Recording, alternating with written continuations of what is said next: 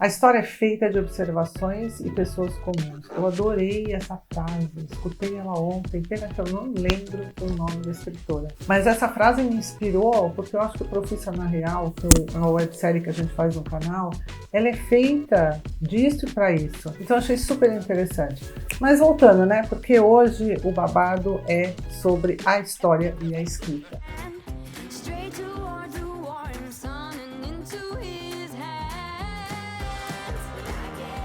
Essa frase me inspirou porque a história e a escrita, elas andam juntas há primórdios na nossa história. Quando a gente vivia nas cavernas, a gente desenhava, né? Aquelas artes rupestres nada mais são do que a grande linguagem daquela época, a grande escrita daquela época, né? Era a comunicação. A arte rupestre nada mais é do que deixar um legado para as próximas gerações, para os próximos grupos de nômades. A ciência fala mesmo que há mais de 40 mil anos a gente tenta passar os nossos registros para as próximas gerações. Lá atrás, no tempo das caças e das cavernas, a gente fazia isso através da arte rupestre, que nada mais é do que a grande comunicação daquela época, a grande escrita daquela época para contar histórias para quem chegasse naquela caverna depois, para dizer que ali haviam animais e que tipo de animais. Então, na arte rupestre tem muito desenho de animal,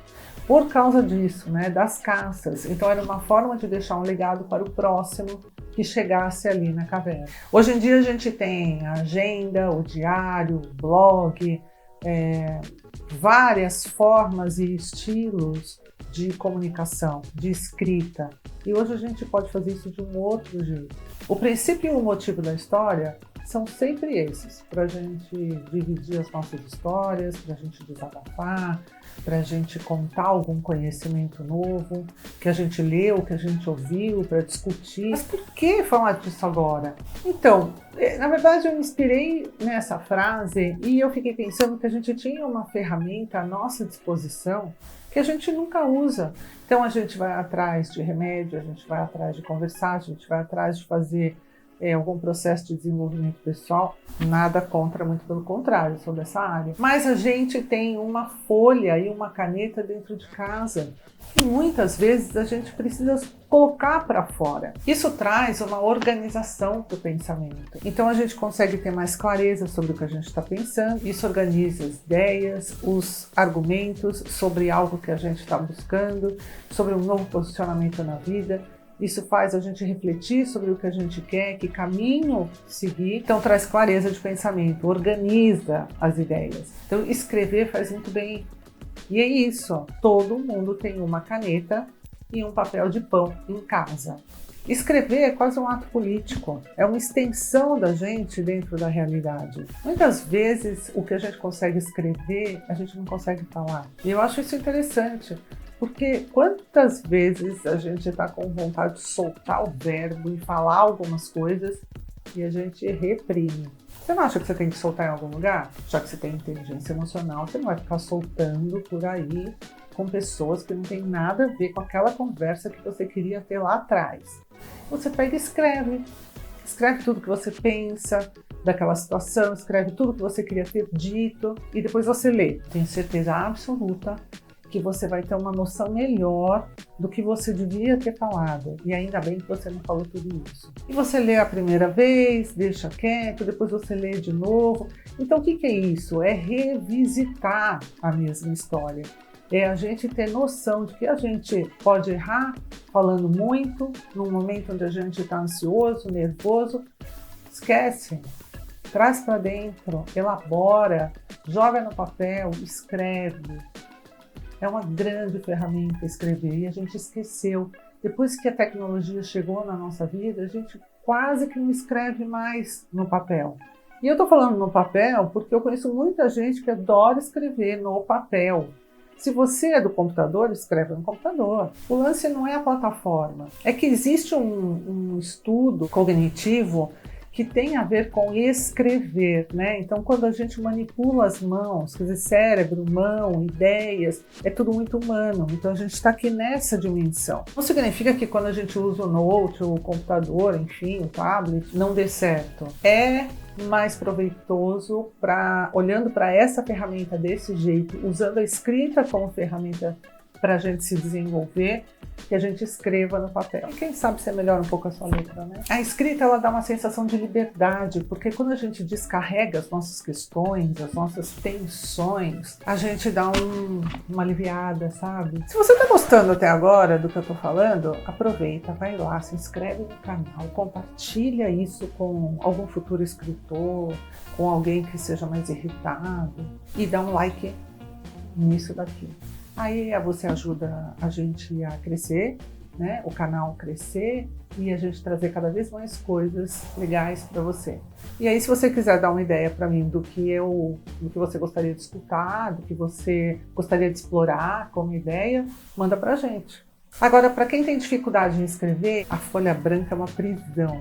Eu já escutei isso várias vezes. O que eu faço com uma folha branca? Não sei nem como começar a escrever. Então, entende uma coisa. Folha branca é só um espaço para você escrever o que você quiser, para você desenhar, para você rabiscar. Se você não quiser fazer nada disso e ficar olhando para a folha branca, você fica. Mas é um espaço super democrático. Olha que interessante. Uma folha branca é um espaço democrático. Tem aquela frase, o papel aceita tudo? Nesse caso, por um lado positivo. O papel aceita tudo. Aceita você sem censura, aceita você sem pudor, aceita você sem julgamento.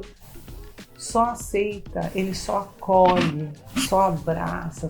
Não tem hora certa, não tem palavra errada, não tem um jeito de começar, um jeito de terminar, não tem nada. A gente não está falando aqui de você virar um escritor. A gente está falando aqui de você desenvolver uma ferramenta que já existe há muito tempo e exatamente porque a tecnologia chegou, a gente foi deixando para lá, né? A gente foi olhando para outras coisas.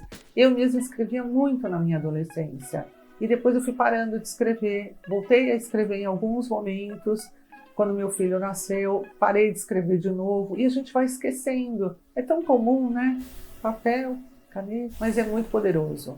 É muito poderoso e não custa nada.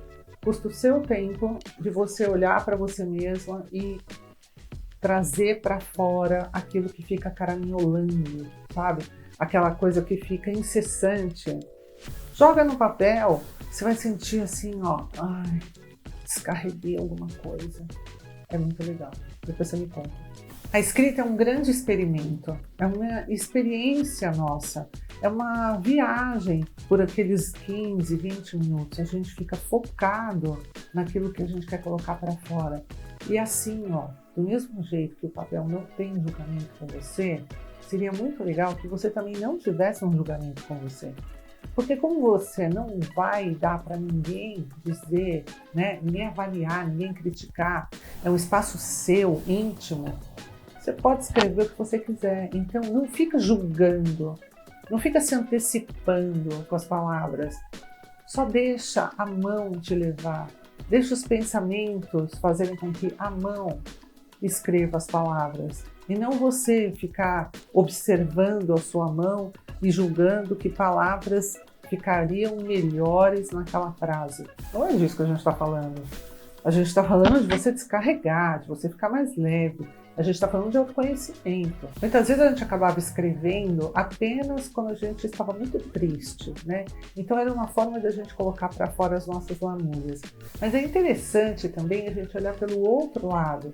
Escrever quando a gente está alegre. É uma forma da gente celebrar, é uma forma de autorreconhecimento, é uma forma de entender que sentimentos estão sendo divididos naquele momento. Se você está escrevendo uma alegria, que palavras você está usando para descrever aquela alegria, aquela conquista, aquele momento especial que você teve, que você tanto quis um dia? Então vamos tentar também olhar para o outro lado da moeda. O papel não é para receber só tristeza, lamúria, questões impossíveis de serem resolvidas. Não, é para a gente olhar para isso e dividir também o resto da vida. Para fazer um resumão de tudo que eu falei, eu vou te dar então 6 dicas sobre escrever. Por que eu estou te convidando a escrever? Primeiro, porque organiza ideias e sentimentos. Segundo, valida seu posicionamento e os seus valores, as suas crenças, aquilo que você acreditou que um dia fez mal e que hoje está fazendo bem, ou ao contrário, que você sempre acreditou que fazia bem e hoje está te fazendo mal. Então você tem condição de colocar isso para fora e poder reavaliar. 3, traz clareza sobre as dicotomias que a gente tem, sobre os preconceitos, sobre caminhos diversos que estão se apresentando para nós. Claro que tudo isso traz autoconhecimento. A 5ª, eu posso te dizer que traz criatividade. É verdade. Esse processo, ele desperta na gente mais criatividade. Então isso também é interessante para a escrita, mas não como resultado de escrita, mas como um resultado para você. Então assim, por que escrever mais me deixa mais criativo? Primeiro porque você está muito solto e a criatividade, ela trabalha melhor dentro da gente quando a gente está mais relaxado, mesmo muito bravo com alguma coisa em alguns momentos. Essa criatividade, ela vem. E o 6º e último e óbvio recadinho que eu quero te dar dentro desse resumo é: a escrita, ela te dá uma mudança de estado mental. Eu poderia falar mindset, mas eu não acho que seja a palavra certa agora. É estado mental mesmo.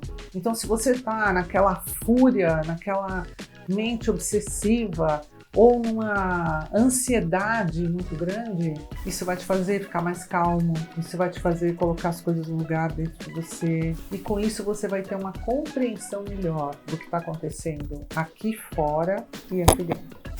Então esse é o convite de hoje. Aí eu vou falar de novo, se você gostou, se você chegou até aqui, dá um like, compartilha e se inscreve no canal. Claro que eu tenho que falar tudo isso. Beijos!